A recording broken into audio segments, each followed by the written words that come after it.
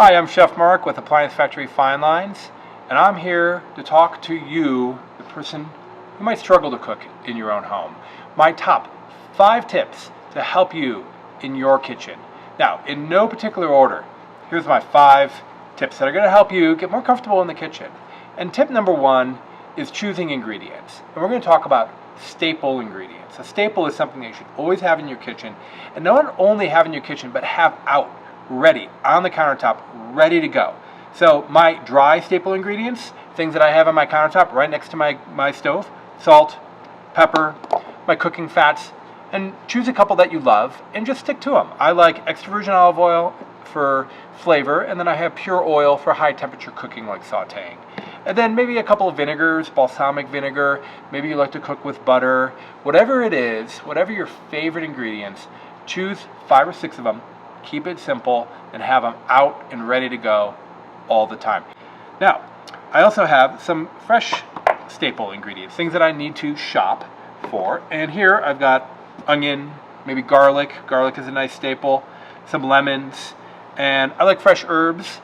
And the key to your fresh staple ingredients are they need to be things that are sturdy. That means that they can sit in your refrigerator for 7, 10 days, maybe even 2 weeks without spoiling. So onions certainly have a long shelf life, as do lemons. I find that a lemon stored properly, washed, cleaned, dried, and set in your produce bin ready to use, easily 7, 10 days, if not 2 weeks. And then when it comes to things like fresh herbs, I like to find herbs that are woody. So I have rosemary, thyme, and sage. All of these, being a woody herb, are going to hold up a lot better than soft herbs like basil or cilantro.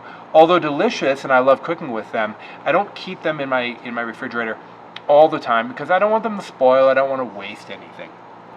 Now, when it comes to produce, I like to just walk around the grocery store, find things that either look great and are irresistible, or maybe they're on sale. I found these yellow squash, and they were on sale because they're not in perfect shape, but they're certainly fresh enough for my dinner tonight. So I went ahead and grabbed a couple of these along with a pepper. Now, how much should I buy? Let's talk about volume as far as the amount of ingredients needed. A lot of recipes are made for 4 people, and when you double them, let's say you're doubling them for a larger dinner, or maybe you want leftovers, the ratios get thrown off. So whenever I'm shopping for things like produce, I try to shop based on volume. So I figured 1 zucchini for every 2 people. I've got 2 zucchinis. That's enough easily for 4 people. If I double the recipe, do I need 8 of these? That doesn't quite feel right. Maybe just 6. I'm going to trust my judgment on that. 1 pepper is probably more than enough for 4 people. So what I don't use, I'm going to put in a Ziploc bag or a container and save for my next meal. And then things like green beans. I love cooking with green beans, but how much should I buy? Well, it's just really simple. When I'm in the grocery store, I just kind of decide, oh, I think this amount is the portion for every person. I find if you go like that, make an A-OK, that's typically about the size of a portion, whether it's green beans or pasta or asparagus, that you need for every person. And I just simply go through, and if I'm cooking for 4 people, I grab 4 bundles like this. If I'm cooking for 6 or 8 people, I just increase the volume. That's what I mean by cooking volumetrically. I think that's really an important tip. Don't be afraid to buy too much. Prep it, but not use it. Just have it in the refrigerator, ready to go for your next recipe. So we're going to move on to some knife skills. And what I'm doing here is I'm just going to make dinner. I don't have a recipe and I don't really have a plan. I just went through my refrigerator, grabbed a couple of ingredients, went to the grocery store, grabbed a couple of things that look great. I'm going to rely on my experience. I'm going to rely on my staple ingredients to help me create what I think is going to be a delicious dinner. All right, that being said, let's get started. One of my key tips is to keep it simple. 5 ingredients or less when you're cooking. Commit a recipe to memory. So what I recommend is if you find a recipe and you know you'll love it, after you've made it once or twice, it's time to put the recipe book down and just cook, because you can trust yourself. You know you've got this. But when it comes to creating food and really working off the book, it's about keeping it simple. 5 ingredients and less doesn't mean 5 ingredients total. It means, for me, 5 ingredients that aren't your staples. So I'm not going to count salt, pepper, and oil, which are staple ingredients required to cook virtually any dinner. That just leaves me my main ingredients. In this case, I'm just going to do some peppers, my yellow squash. I'm going to save those green beans for my next meal. I just bought them because they looked great. I've got some chicken breasts. They looked great, so I went ahead and picked these up.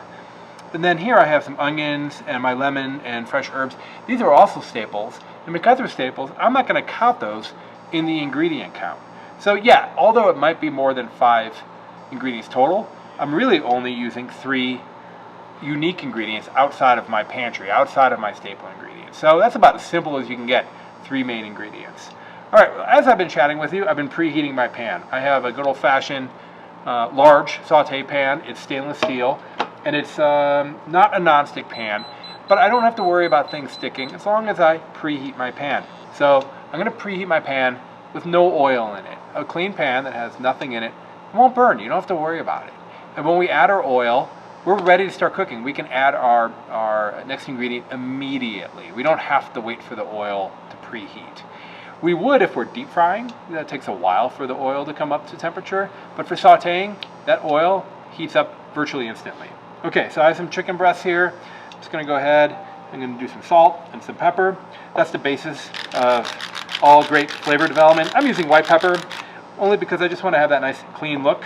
And then once again, I have 2 oils that I like to use, but I'm going to be using just pure olive oil, which is much more heat resistant, less likely to burn.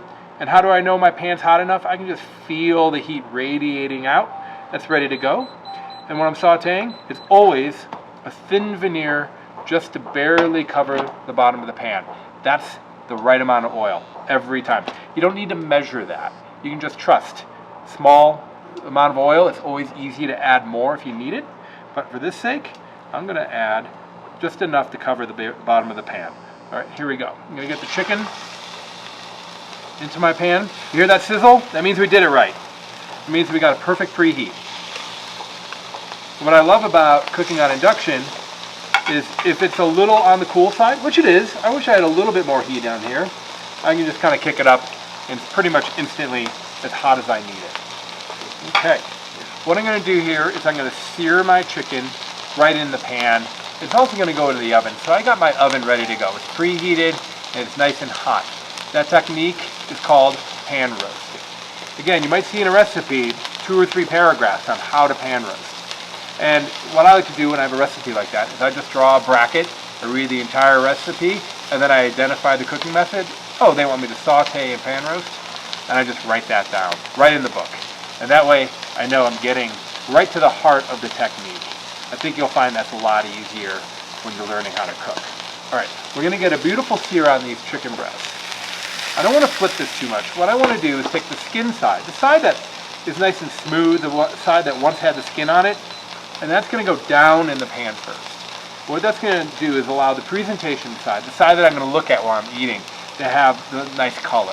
When I flip it over onto the non-presentation side, or the side that once was facing the breast, because that's not as attractive, I don't need to worry about having that side be golden brown. We only need to brown one side. Easy. Golden brown one side, flip it over, and we're going to finish cooking it. Okay. Let me take a look here. Great. See how we're not sticking? It's sticking just a touch, but that's just because it hasn't seared. As it sears, the proteins will kind of walk themselves away from the pan naturally, giving us that nice kind of non-stick feel for any pan. You know, you preheat your pan, I guarantee you're not going to stick. And to an added benefit of that, we're not going to splatter. If you have cold protein, cold chicken, and cold oil on the pan, when you turn it on, as that chicken heats up and starts to create steam, that moisture is going to hit the oil and you're going to have splatter everywhere. You can see I have just the smallest amount of splatter, but it's nothing crazy. Certainly not enough to need a splatter guard. Okay. We're looking for that nice golden brown color, and I think we're there. Oh, that looks great. Okay. It's sticking a little bit, but no big deal. Right? Look at that beautiful color. I'm going to let this sear just for a moment, then I'm going to toss it in the oven to finish cooking. In the meantime, let's do some chopping. Okay, we've been through 4 of my 5 main tips. Let's review. First, we found a recipe that's simple. Just a few ingredients. We've also identified our staple ingredients. Things that we're going to have on our counter that we're going to use every day are just items that we have in the refrigerator that we know that are there. They're just reliable. We found a recipe that is well practiced, that we found something that we've memorized and that we're able to hone and make it perfect. And finally, when it comes to shopping, we just shopped with ratios or with volume. We just trusting our senses. We're buying the right amount of volume of food for the recipe. So while our chicken is in the oven, let's do our knife skills. That's another just kind of fine tip, which is you can kind of do your prep work while things are cooking. That way you can reduce the amount of time. I hear all the time, oh my gosh, cooking takes so long. But if you take a recipe and you stack it on top of each other, while my chicken's roasting, I'll do my knife skills. While my sauce is reducing, I'll do my dishes. Be surprised at how quickly this can go. All you really need is one great knife. You know, if you have a knife block full of knives, fantastic. But find a large knife that is sharp and that you maintain, and you use it for virtually everything. I use this knife for probably 95% of all tasks in the kitchen, and I like to make sure it's sharp. I've got my honing steel. I'm just going to run my knife over the honing steel a few times. That keeps the blade sharp. It doesn't sharpen it in its own right, but maintains that blade. Now we're ready to go. When it comes to knife skills, I recommend taking a class. There's a lot of local culinary schools that offer knife skills, and I think that's the most important cooking class anybody can take. No matter if you love to cook or you hate it, it's just a chore. I think you'll be surprised if you have good knife skills, how much easier your time is in the kitchen, and also it's much safer as well. All right, let me show you a few knife skills. All right, when I'm holding my knife, I hold the knife with the pinch grip, so I pinch the blade with 2 fingers and 3 fingers underneath with my middle finger against the back of the knife. This is called the pinch grip. This is going to give you a considerable amount of control. See how my knife is basically enveloped by my hand? That's correct. I see this a lot, the finger, and this will feel comfortable, but the problem is that you end up pushing so hard on this finger that the knife wants to pop out on you, and that's when it feels like you're going to cut yourself. It's a subtle difference, but try it at home. I think you'll be surprised at how much more control you have. All right, so these zucchini here, or these yellow squash, what I'm going to do is cut off both sides. And to work quickly, I just cut them off together. Now, I find with both zucchini and yellow squash that the seeds on the inside offer quite a bit of moisture into the sauce, and I want to keep this kind of dry. When I say sauce, I mean everything, the veggies that I'm sauteing along with my chicken. I'm going to make sure they're nice and wet and have good flavor. So what I'm going to do here is just kind of pull the seeds out, just real easy. I'm just going to do little, what I call ballerina fingers on the top, and I'm just going to zip that seed pouch out, which doesn't offer much in the way of flavor. The flavor is really in kind of the skin and the meat of my veggie here. Okay, and with just a few moments, I can zip those out. And I usually do this on virtually any vegetable I'm doing. I like to do this very much so when I'm grilling these. I just grill them like this so that they don't fall through the grill. And again, they maintain a nice dry flavor. And then I'm just going to chop these. And I'm just going to line these up. That's a little bit too much for me to cut, so I'm just going to split them into 2. And it's a nice forward rocking motion. And you can see I'm not working quickly, but by working smoothly and having good knife skills, I can cut these 2 zucchini in just a few moments. If you hand cut everything, I think you'll find that your food comes out better because you have so much more control over the sizes, so things cook very evenly. But also, the added benefit to cutting things by hand is that you end up with really precise cuts. They're not rough, so things hold up better, both in your refrigerator or when you're cooking them. They taste fresh. The other thing I'm doing is I'm using my cutting board as kind of my prep station here. I'm not pulling out a ton of bowls to put everything in, just because that adds quite a bit more dishes. So I'm making little piles here. I have my trash pile, I've got my save for later pile, I've got my vegetables. I know I'm going to want some lemon juice, so I'm just going to cut one of these in half. And finally, some fresh herbs. I think I want to do, I think lemon and thyme. I know that sounds delicious together. So I'm just going to take my time. I'm going to take a couple nice bundles, and I'm just going to throw them in just like this, right into the saute pan when I'm finishing my dish. I'm going to let the flavor come out, and then I'll pull them out later. No need to pull out every little leaf, unless you want to. But I don't know. I like to eat sooner than later, so I'm just going to add them just like that. There we go. Here's all my mise en place. I've put in place everything I need to finish our entree. So let me go grab the chicken. We'll put some finishing touches on dinner.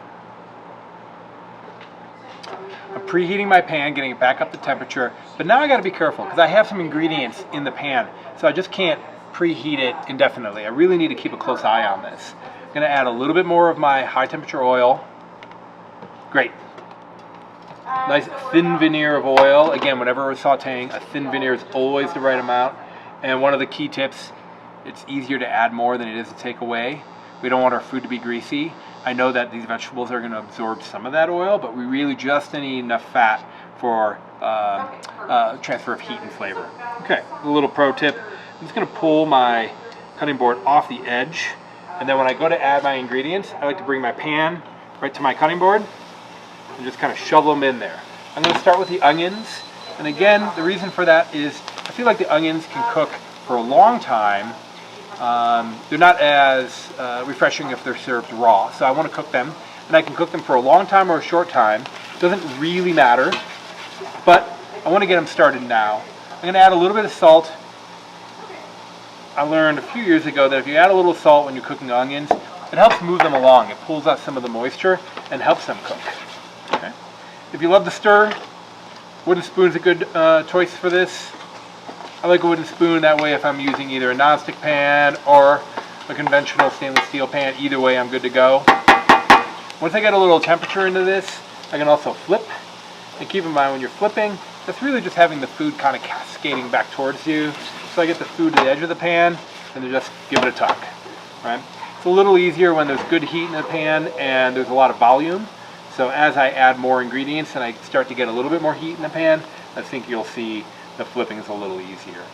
Okay, am I stirring constantly? No, these can kind of relax. They can just cook very slowly and help develop flavor. I mentioned throwing my herbs in. There you go. I'm going to pull that out later, but I know I'm going to get great flavor from my thyme. And as I'm cooking, I guess I'm making lemon thyme chicken with fresh summer vegetables. Okay. A recipe like this, it's okay if it's different every time. We don't need to repeat exactly the same recipe every single time. That's important for restaurants. Consistency is a hallmark of any great restaurant. But when you're cooking at home, mix it up a little bit. You know, just try different things, and I think you'll find that's how you learn how to cook. I'm going to get my zucchini, my yellow squash right into the pan. Okay. Oop, that's still a little hot. I had to be careful there. Okay. There we go. I'm getting that nice shake. Great. And what's happening here is that good stuff, that flavor on the bottom of the pan, kind of wanting to stick a little bit. So I'm going to go ahead and get my red pepper right into my pan as well, because I want to get my lemon in there a little sooner than later, just to deglaze. Deglaze being releasing that beautiful flavor in the bottom of the pan. Okay, what I'm looking for here is I want that transfer of flavor and heat into the pan. So the yellow squash is absorbing that oil and it's starting to kind of let go some of its flavor, the moisture that's naturally present in that. I love the color. Certainly it's an attractive color. And I think I'm ready for my lemon. You can see how quickly this is going. I've got good heat in this pan. And what this lemon's going to do is it's going to prevent the bottom of the pan from burning all that extra flavor in there. So I'm going to get, I think just the juice of 2 lemons is going to do the trick. If you love garlic, you know I love to add garlic a little later in the cooking process so it doesn't burn. If you ever burn your garlic, just start over. New pan, new oil. There's no way to mask that burnt flavor. Okay. That's looking great.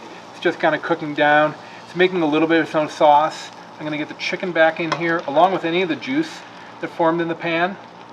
And we are almost ready for dinner. Now, I've got a bonus recipe I want to share with you. So stay tuned. I want to make a complete meal. So I'm going to use some barley that I had left over from a stew I made earlier in the week. I'm going to heat this up to enhance our entree. And I'm going to subscribe to the same 5 lessons that we've been talking about. I'm going to keep it simple. I'm going going to utilize some knife skills, just a couple of ingredients, some staples. Let's see what we can come up with. First off, cooking fat. I'm going to use extra virgin olive oil because I don't need high heat. I just want to get some temperature into this. It's cooked already. Ratio cooking. This is a 2-to-1 ratio. 2 parts water to 1 part barley. I just did this in my rice cooker. I'm just going to heat this up. A scoop or 2. Again, kind of volume cooking. That's 1 portion. That's 2 portions. 3 and 4. Maybe 1 more just for good luck. Just going to heat this up with a little bit of oil. Again, I don't need to cook it. I just need to get some temperature in it. And I'm going to flavor it with some of my staples. So here's one of my staples. A little salt, a little rosemary, and a touch of garlic. Garlic is a great fresh staple because it's something that can sit on your counter and really last for a long time. You see I just twist the skin off. I'm just going to rough chop both of these. This is the mincing motion right here. I'm going to mince this along with my garlic, and I'm just going to add this for flavor and just kind of a nice little interesting side. A lot of those grains, rice, they're almost always 2-to-1 ratio. I kind of measure my liquid. I know some people will do the finger test where you run the water up to the first knuckle. That's great. If that's how you measure your rice, fantastic. I actually haven't had much success with that. So I kind of prefer to measure it out. And it's because it's a ratio of any vessel. So it could be 2 coffee cups of water to 1 coffee cup of barley. Put it in a pot or put it in your rice cooker and you're good to go. I'm just going to stir this around together. I'm going to add a little bit more of extra virgin olive oil because this offers a lot of flavor to my barley. And I'm going to just call this a warm barley herb salad. I can smell the garlic. The garlic's nice and aromatic and it smells great. And then the final touch, I'm going to present this on a plate so that it looks beautiful. So when it's dinner time, it's a special occasion. So let's give that a go. Okay, here we go. I'm going to do a little classic plate presentation. I'm just going to set some barley right in the middle of the plate. I'm not looking for too precise. I just want to make this simple so that when it's dinner time, it feels like an occasion. I love plating my food come dinner time. I think that it's just really a simple way to make dinner a special occasion. Here's one of our chicken breasts. Here's my pan with all of our beautiful ingredients. Okay, and like I said, the vegetables end up kind of being the sauce. So since I added that small amount of water, I'm able to use the liquid that's come out to baste the chicken, transferring all that beautiful flavor. Look at that, I even got one of those pieces of thyme on there as a little garnish, just showing what the ingredients I cooked with are. And really, that's about as simple as it needs to be. I think that's still much more of a special occasion than just maybe serving food out of the pan. This way, we're able to cook quickly with a minimal amount of ingredients, with minimal amount of headache finding the perfect recipe. It really makes for a special occasion. It smells delicious, and I can't wait to eat this. This is Chef Mark with Appliance Factory Fine Lines. Thanks for tuning in.